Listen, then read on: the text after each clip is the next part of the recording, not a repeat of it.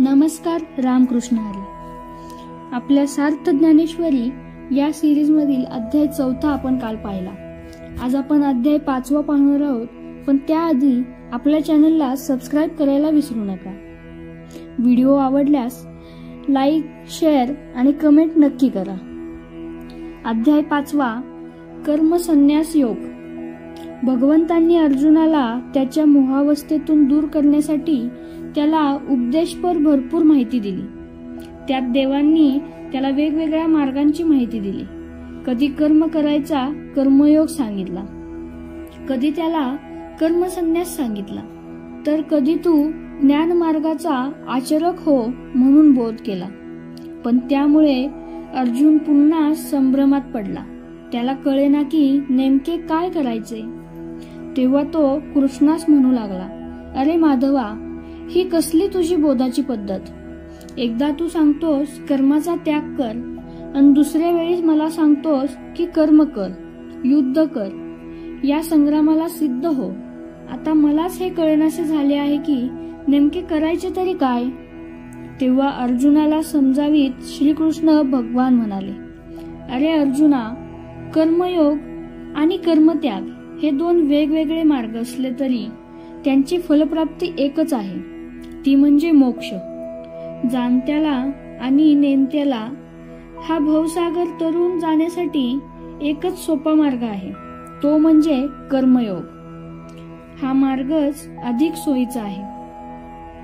आता कर्मसन्यासी मनुष्य नेमके काय करतो ते ऐक. जो कर्मसन्यासी आहे तो भूतकाळात काय घडून गेले याचा विचार करत नाही.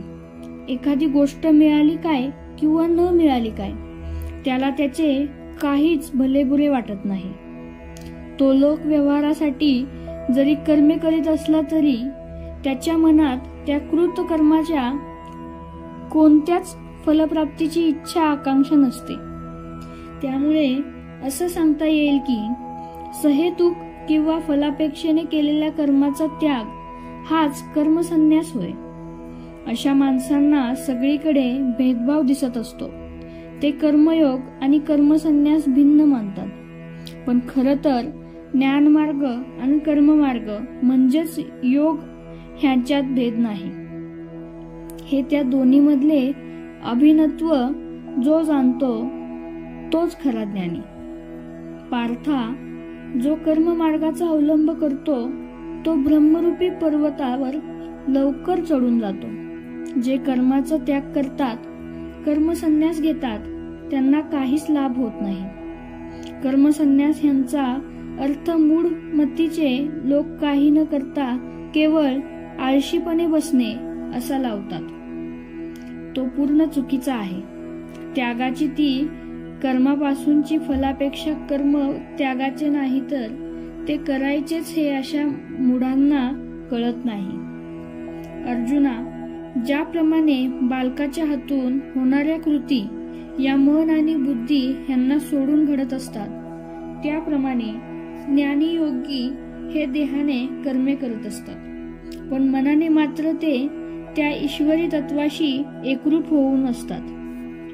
केलेल्या कर्माचा कर्ता मी नाही तर कोणतरी दुसरा आहे हा त्यांच्या मनात दृढ भाव असतो. अशा प्रकारे कर्माचरण करूनही त्यात फलापेक्षेने न गुंतण्याचे कर्म केवळ सद्गुरूंच्या मुळेच साधते. तेच गुरुज्ञानाने हे वैचारिक परिवर्तन घडवून आणतात. तेच आत्मज्ञान जागवून अहंकर्ता हा देहाचा अहंकार दूर करतात. भगवंत पुढे असेही सांगतात की, अर्जुना, गुरुपदेशाच्या बोधाने शुद्ध होऊन आत्मस्वरूपात स्थिर राहणे फार महत्वाचे असते. हे ज्याला साध्य होते तो मनुष्य जरी कर्मे करीत असला तरी त्याची पूर्वीची भ्रांतीची झोप आता ज्ञानोदयाने दूर झालेली असते. त्यामुळे त्याची सर्व कर्मे धर्माधर्मरूप कर्मबंधापासून वेगळी ठरत असतात. असा माणूस हा पूर्णतः अहंकार रहित असतो. यानंतर भगवंत अर्जुनाला ब्रह्मनिष्ठाची काही लक्षणे सांगताना असे सांगतात की, ब्रह्मनिष्ठ पुरुष हा नेहमी आत्मतत्वाच्या अभ्यासात दंग असतो. तो सदैव त्याच्या आत्मानंदात डुंबत असतो. त्याला कोणतीही फलापेक्षा नसल्याने तो कोणत्याही अवस्थेत शांत, स्थिर आणि संतुष्ट असतो. त्याला कार्याच्या कर्तृत्वाची जाणीव नसते. तो कार्याकडे साक्षी भावाने पाहत असतो. तो स्वतः आणि ईश्वर ह्यांच्यात कोणताच भेद मानत नाही. तो स्वतः सकट सकल विश्वात त्या एका ईश्वरी तत्वालाच पाहत असतो. तो नित्य मुक्त आणि स्वानंदी रमलेला असतो.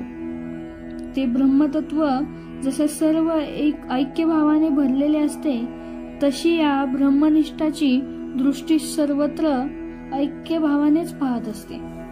त्यांनी या आत्मसुखाचा अनुभव घेतला नाही.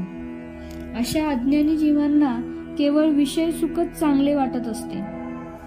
ते अज्ञानाने विषयापासून होणाऱ्या दुःखालाच अज्ञानापोटी सुख मानत असतात. अर्जुना, मला तुला हेच सांगायचे आहे की तू खऱ्या अर्थाने ज्ञानी पुरुषासारखा हो. तू या बाह्य सुखाच्या आहारी जाऊ नकोस. ज्यांनी देहात असूनही साक्षीत्वाने आपला देहभाव या कल्पनेचा नाश केलेला आहे, ते ज्ञानी लोक साधे त्या विषय सुख या शब्दाला वा त्या कल्पनेलाही आपल्याजवळ येऊ देत नाहीत. त्यांना फक्त आत्मसुखाचे अखंड समाधानच माहीत असते. अशा ज्ञानवंताचे स्वसुख हे बाह्य विषयांतून येणारे नसल्यामुळे तो भोग्य, भोक्ता आणि भोग या त्रिपुटीच्या रहित असतो. तो आत्मानंदात रममान असल्याने आनंद भाव, आनंद अनुभवणारा आणि आनंद देणारी वस्तू यांचा तिथे विचारच नसतो. तिथे फक्त आनंदाचीच अनुभूती असते. या अवस्थेला जो साधक, उपासक, अभ्यासक जातो त्याचा देहभाव राहत नाही, तर तो जीव शिव ऐक्यानुभव भोगत असतो. खराखुरा आनंद त्यांना शोधावा लागत नाही, तर आनंदच त्यांना शोधत येतो. त्याच्या रूपाने जणू काही ते परब्रह्मच भूतलावर वास करून असते. त्या आत्मविद्येला त्यांच्यामुळेच झळाळी येते. चैतन्य त्यांना आपली वस्तू समजून धारण करून असते. अशा या ब्रह्मचैतन्य मूर्ती असताना सत्वगुणाचे अलौकिक सामर्थ्य त्यांच्यामधून प्रकट होत असते. ज्ञानदेवाच्या निरूपणातील ही साधू संत आणि सत्पुरुषांची ब्रह्मरूप योग्याची लक्षणे ऐकताना निवृत्तीनाथांच्या हे लक्षात येते की ज्ञानदेव हा एकदा का साधू संत जनांचे निवेदन करू लागला तर कृष्णार्जुन संवादातील गोडी मागे पडेल. म्हणून निवृत्तीनाथ ज्ञानदेवांना म्हणतात, पा ज्ञानेश्वरा, अरे आता ही स्तुती पुरे. तू आपले मूळ निवेदन पुढे चालू कर बरं. तेव्हा त्या गुरुआज्ञेचे पालन करीत ज्ञानदेव पुढे सांगू लागतात.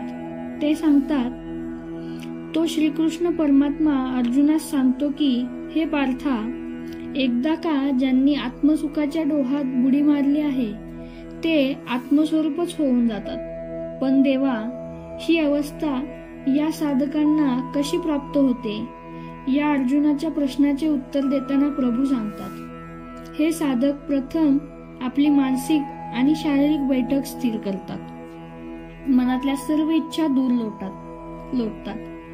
निरीक्षक निरपेक्ष भावाला येतात. मग हृदयाकाशात तो परमात्मा आत्म्याच्या रूपाने स्थिर आहे.